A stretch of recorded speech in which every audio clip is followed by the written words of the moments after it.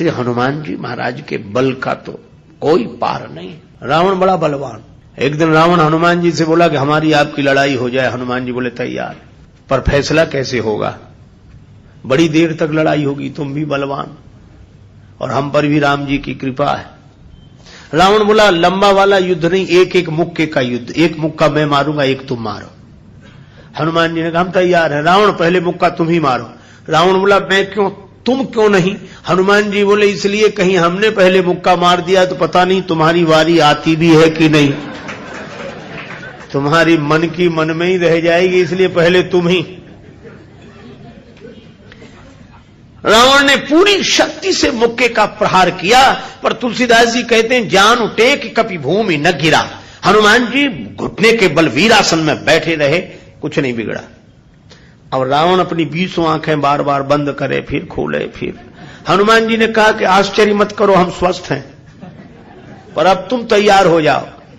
रावण बोला तैयार ही हैं और कर भी क्या सकते हैं। हनुमान जी ने पूरी शक्ति से हाथ ऊपर उठाया मुक्के के रूप में। घबरा गए ब्रह्मा जी, शंकर जी। ब्रह्मा जी बोले रोको, कहीं मुक्का गिर गया और रावण मर गया तो राम जी का तो पूरा प्रोग्राम ही फेल हो जाएगा।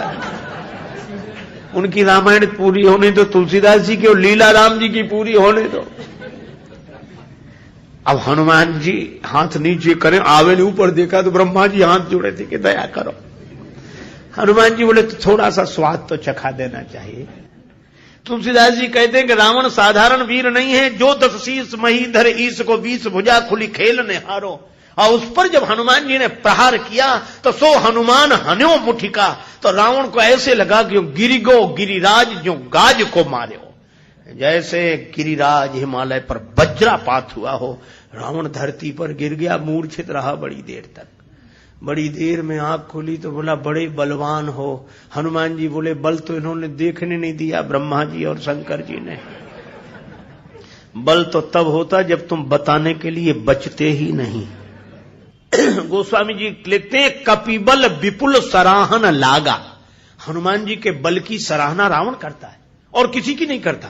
तुलसीदास जी उसी बात को कहते हैं रामदूत अतुलित बलधामा। परिचय रामदूत के रूप में और महिमा अतुलित बलधाम के रूप में। जब से हनुमान जी की पूंछ के द्वारा रावण की लंका जल गई तो उसने हनुमान जी की पूंछ को अपनी मूंछ से जोड़ लिया कि इस बंदर की पूंछ ने तो हमारी मूंछ नीची कर दी। वो सोए जागे तो हनुमान जी की पूंछ दिखे उसे, आंख बंद करे तो पूंछ दिखे। परेशान हो गया। और रावण को हनुमान जी की पूंछ सहन नहीं हो रही थी। पूंछ माने प्रतिष्ठा। पर रावण ने सोचा कि इस बंदर को पकड़वाएं।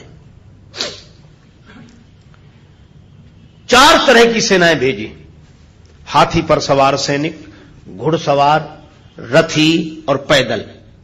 और चारों सेनाओं ने हनुमान जी को चारों तरफ से घेरा। लक्ष्मण जी को चिंता हुई।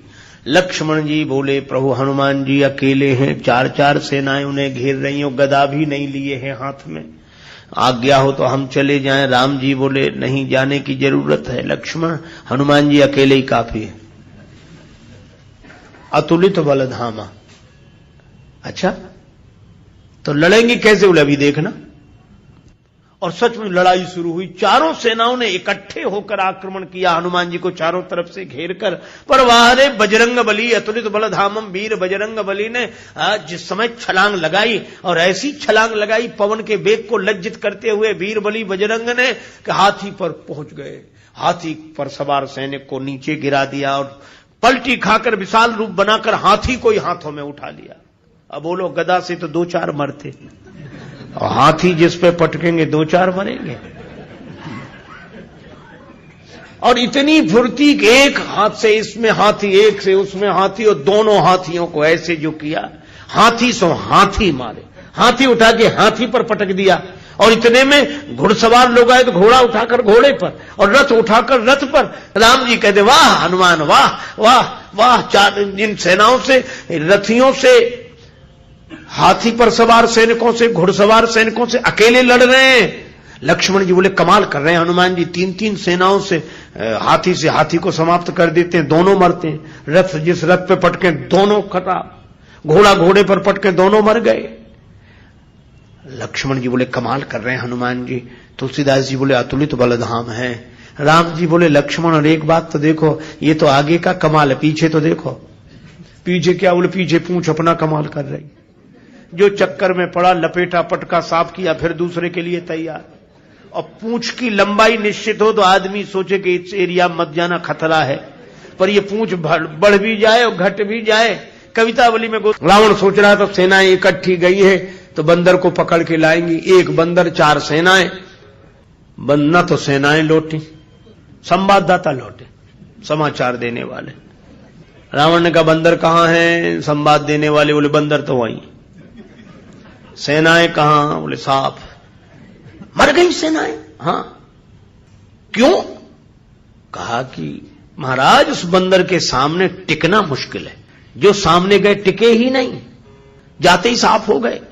रावण बोला वो ना समझ थे जो सामने गए, सामने अगर नहीं टिक रहे थे तो पीछे से वार करते, चोर हमला करते, पीछे से पकड़ते। संवाददाता बोले नाराज मत होना, आगे वाले तो कुछ देर टिके भी, पीछे वाले तो उतनी देर भी नहीं टिके। कहा पीछे क्या गड़बड़ी होती थी? बोले पूंछ में लपेट कर। रावण बोला चुप, फिर वही पूंछ, मेरे सामने पूंछ का नाम मत लो। संवाददाता बोले नहीं ले रहे। रावण ने सोचा कि इस बार हम भेजेंगे, अमर सेना भेजेंगे। कवितावली में वर्णन है मरने वाली सेना नहीं, अमर सेना, मरेगी नहीं। राम जी के दल में गुप्तचरों से समाचार पहुंचा कि अमर सेना आ रही है। विभीषण जी बड़े चिंतित हुए, राम जी चिंतित हुए, अमर हैं तो मरेंगे नहीं। और राम जी बोले हमारी प्रतिज्ञा कैसे पूरी होगी? निश्चरहीन करऊं मही, और ये है अमर। हनुमान जी को पता लगा। हनुमान जी बोले प्रभु चिंता मत करो, दास को आज्ञा दो, कल एक नहीं बचेगा। तो बोले अमर हैं, उन्हें मारोगे कैसे? भी अमर हैं। हनुमान जी बोले हम भी अमर हैं।